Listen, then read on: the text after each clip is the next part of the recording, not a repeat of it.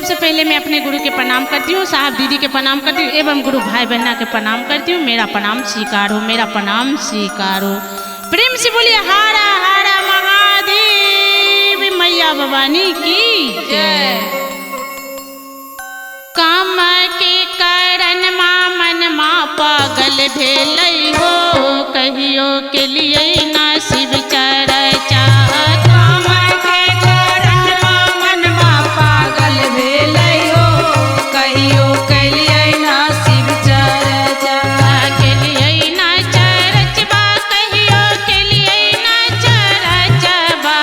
के लिए ना चर्चबा, कहियो के लिए ना चर्चबा। अरे काम के कारण मन पागल भेलई हो, कहियो के लिए ना चर्चबा।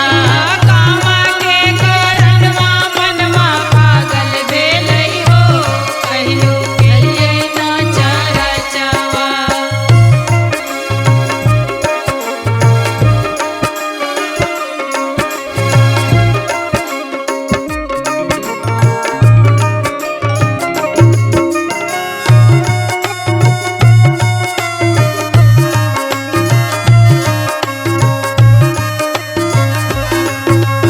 काम के कारण मन पागल भेलई हो, कहियो के लिए ना चर्चबा।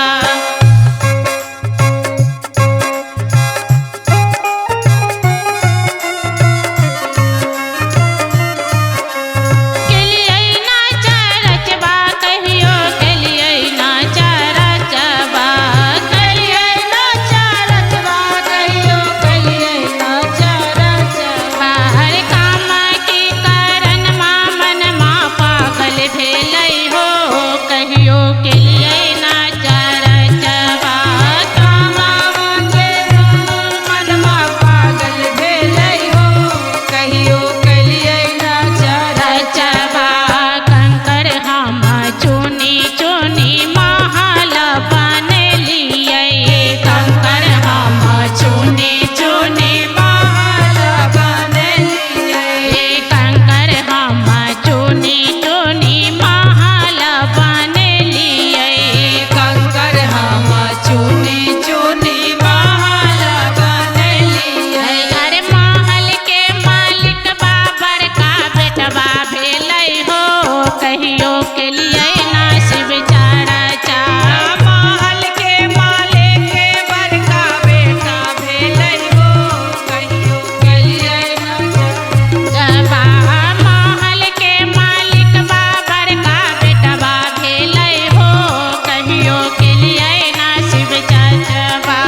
महल के मालिक बाबर का बेटा भेलई हो, कहियो के लिए ना चर्चबा। पाई पाई जोड़ी जोड़ी धनमा संजोगले, पाई पाई जोड़ी जोड़ी धनवा संजोगले।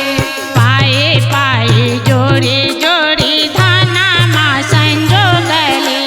पाई पाई जोड़ी जोड़ी धनवा संजोगले। अरे धनमा के मालिक बा मझला बेटवा भेलई हो, कहियो के लिए ना शिव चर्चा। धनमा के मालिक बा मझला बेटा भेलई हो, कहियो के लिए ना चर्चबा। के लिए ना चर्चबा, कहियो के लिए ना चर्चबा। के लिए ना चर्चबा, कहियो के लिए ना चर्चबा। अरे काम के कारण मन पागल भेलई हो, कहियो के लिए ना चर्चबा। काम के कारण मन पागल भेलई हो, कहियो के लिए ना चर्चबा। झूठा फूसा बोले हम धनमा संजोगले। झूठा फूसा बोले हम धनवा संजोगले। अरे एटीएम के मालिक बा छोटका बेटवा भेलई हो, कहियो के लिए ना शिव चर्चा। अरे एटीएम के मालिक बा छोटका बेटा भेलई हो, कहियो के लिए ना चर्चा।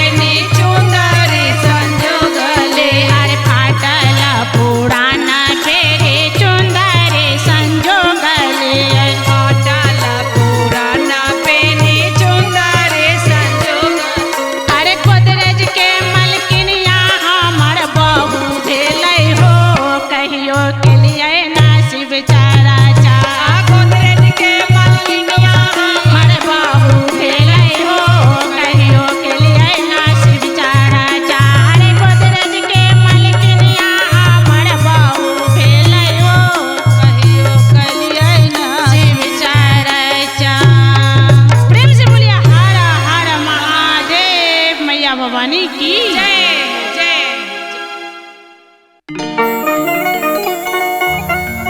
फिर से मैं एक बार अपने गुरु के प्रणाम करती हूँ, अपने गुरु भाई बहना के प्रणाम करती हूँ, मेरा प्रणाम स्वीकार हो। प्रेम से बोलिए सच्चे दरबार की जय। कि हम त जाती रहली शिव गुरु चर्चा में, हम त जाती रहली शिव गुरु चर्चा में, हमर गुरु जी भेटा गेल रहिया में, हमर गुरु जी भेटा गेल रहिया में, हमर गुरु जी भेटा गेल रहिया में, हमर गुरु जी भेटा गेल रहिया में, हम त गिर गेली गुरु के चरनिया में, हम त गिर गेली गुरु के चरनिया में, दया मांग लेली माया के आंचलवा में, दया मांग लेली माया के आचरवा में, दया मांग लेली माया के आंचलवा में, दया मांग लेली माया के आचरवा में, कुछो अपनो ले मंगला, कुछो गुरु भइले मंगला, कुछो अपनो ले मंगला, कुछो गुरु भइले मंगला, कुछो अपनो ले मंगला, कुछो गुरु बहिना ले मंगला, कुछो अपनो ले मंगला, कुछो गुरु बहिना ले मंगला, कुछो मांग ले लो भैया भतीजा वाले, कुछो मांग ले लो भैया भतीजा वाले, कुछो मांग ले लो भैया भतीजा वाले, कुछो मांग ले लो भैया भतीजा वाले, हम त जात रहली शिव गुरु चर्चा में, हम त जात रहली शिव गुरु चर्चा में, हमर गुरु जी भेटा गेल रहिया में, हमर गुरु जी भेटा गइल रहिया में, हमर गुरु जी भेटा गेल रहिया में, हमर गुरु जी भेटा गइल रहिया में, हम त गिर गेली गुरु के चरनिया में, हम त गिर गेली गुरु के चरनिया में, दया मांग लेली माया के आंचलवा में, दया मांग लेली माया के आचरिया में, दया मांग लेली माया के आंचलवा में, दया मांग लेली माया के आचलवा में, कुछो अपनो ले मंगला, कुछो स्वामी ले मंगला, कुछो अपनो ले मंगला, कुछो स्वामी ले मंगला, कुछो मांग ले लो सुंदर ललन माले, कुछो मांग ले लो सुंदर ललन माले, कुछो मांग ले लो सुंदर ललन माले, कुछो मांग ले लो सुंदर ललन माले। प्रेम से बोलिए हर हर महादेव देव जय की। जय मैया भवानी की जय।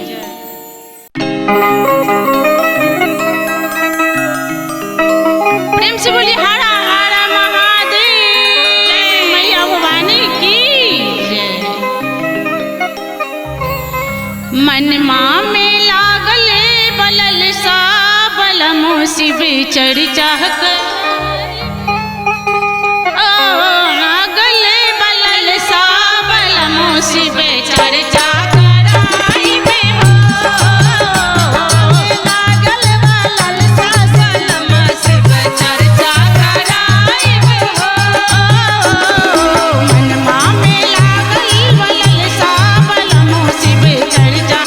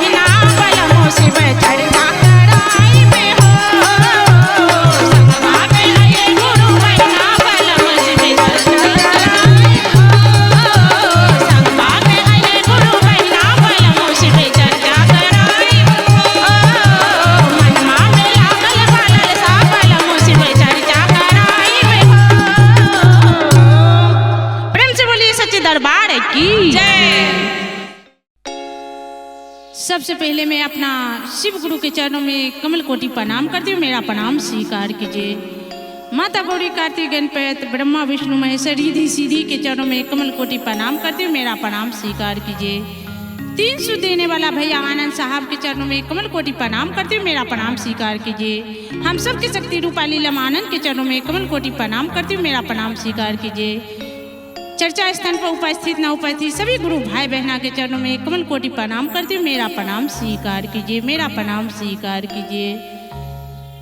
देखिए हमारे साहब को 3 विधान है, हमारे साहब जी ने 3 विधान दिए हैं, दीदी रूपा लीलम ने 3 सूत्र के बानी दिए हैं।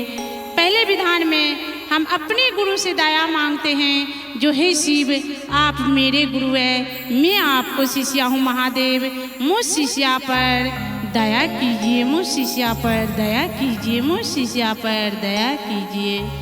दूसरी विधान में प्यारा सा नाम है हमारे गुरु के शिव चर्चा। शिव चर्चा है, हमारे साहब के कहना है आओ चले हम शिव की ओर। तो प्यारा सा नाम है। जो व्यक्ति अभी तक अनजान है, शिव को अपना गुरु नहीं बनाए हैं, उन व्यक्ति से हम निवेदन करती हूँ, विनती करती हूँ हाथ जोड़ के, जो देखिए दीदी देखिए भैया मैंने अपना जीवन में शिव को गुरु बनाए हैं, आप भी अपना शिव को गुरु बना लीजिए। शिव जगत गुरु है, जगत के पिता परमेश्वर है, शिव मेरे भी गुरु है, शिव आपका भी गुरु हो सकते हैं। तीसरी विधान में अपने गुरु के 108 बेर नमः शिवाय से प्रणाम है, मेरा प्रणाम मेरे गुरु के चरणों में स्वीकार हो, मेरा प्रणाम मेरे साहब दीदी के चरणों में स्वीकार हो। प्रेम से बोलिए हरा हरा महादेव, जागा जागा महादेव, मैया भवानी की जय। गौड़ा रूठ गई मैं के चली गई, गौड़ा रूठ गई मैं के चली गई, ताला लगा के जो झोपड़ी में भोला अब नहीं आयब नगरिया में, भोला अब नहीं आयब नगरिया में, भोला अब नहीं आयब नगरिया में, अब नहीं आयब नगरिया में, भोला अब नहीं आयब नगरिया में। रोज रोज भोला हमसे जल भरे बावे, रोज रोज भोला हमसे जल भरे बावे, बाल्टीन फूट गइल रसियो टूट गइल, पड़ी गेला पड़ी गेला में चा कमरिया में, कमरिया में, भोला अब नहीं आयब नगरी, भोला अब नहीं आयब नगरिया मैं भोला अब नहीं आयब नगरिया में, भोला अब नहीं आयब नगरिया में। रोज रोज भोला हमसे फूल लोढ़वावे, रोज रोज भोला हमसे फूल लोढ़वावे, डालियो टूट गइल फूल वो छीट गइल, डालियो टूट गइल फूल वो पड़ी गेल में चा कलैया में, कलैया में, भोला अब नहीं आयब नगरी, भोला अब नहीं आयब नगरिया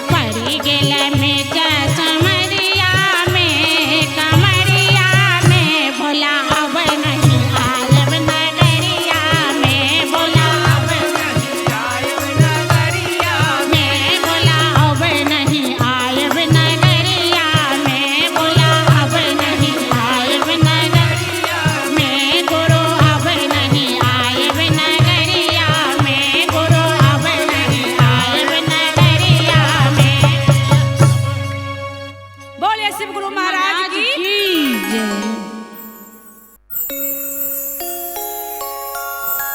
सबसे पहले मैं अपना शिव गुरु के चरणों में कमल कोटि प्रणाम करती हूँ। मेरा प्रणाम स्वीकार कीजिए, मेरा प्रणाम स्वीकार कीजिए। माता गौरी कार्तिक गणपति ब्रह्मा विष्णु महेश्वरी धी सिद्धि के चरणों में कमल कोटि प्रणाम करती हूँ। मेरा प्रणाम स्वीकार कीजिए। 300 देने वाला भैया आनंद साहब के चरणों में कमल कोटि प्रणाम करती हूँ। मेरा प्रणाम स्वीकार कीजिए। हम सब की शक्ति रूपा लीला आनंद के चरणों में कमल कोटि प्रणाम करती हूँ। मेरा प्रणाम स्वीकार कीजिए। चर्चा स्थान पर उपस्थित नवपति सभी गुरु भाई बहना के चरणों में कमल कोटि प्रणाम करती हूँ। मेरा प्रणाम स्वीकार कीजिए, मेरा प्रणाम स्वीकार कीजिए। देखिए भैया दीदी, हमारे साहब दीदी को 3 विधान है। पहले विधान हमारे साहब के कहना है, पहले विधान लेकर चलना है, अपने गुरु से दया मांगना है। अपने गुरु से दया मांगना है। हे शिव, आप मेरे गुरु है, मैं आपको शिष्या महादेव, मुझ शिष्या पर दया कीजिए, मुझ शिष्या पर दया कीजिए। पहले विधान में अपने गुरु से दया मांगना है। दूसरी विधान में अपने गुरु के प्यारा सा नाम है शिव चर्चा पर चर्चा में सुनाना है, एक दूसरे को बताना है, एक दूसरे को समझाना है। जो व्यक्ति अभी तक अनजान है, शिव को गुरु नहीं बनाए हैं, उस तक पहुंचाना है अपने गुरु के बातें। देखिए दीदी, देखिए भैया, मैंने शिव को अपना जीवन में गुरु बनाए हैं, आप भी शिव को गुरु बना लीजिए। शिव जगत गुरु है, जगत के पिता परमेश्वर है। शिव मेरे भी गुरु है, शिव आपका भी गुरु हो सकते हैं। तीसरी विधान में 108 बेर अपने गुरु के नमः शिवाय से प्रणाम करना है। मेरे प्रणाम मेरे गुरु के चरणों में स्वीकार हो, मेरे प्रणाम मेरे साहब दीदी के चरणों में स्वीकार हो, मेरे प्रणाम मेरे एवं गुरु भाई बहना के चरणों में मेरा प्रणाम स्वीकार हो, मेरा प्रणाम स्वीकार हो। प्रेम से बोलिए हर हर महादेव की जय, माता पार्वती की जय।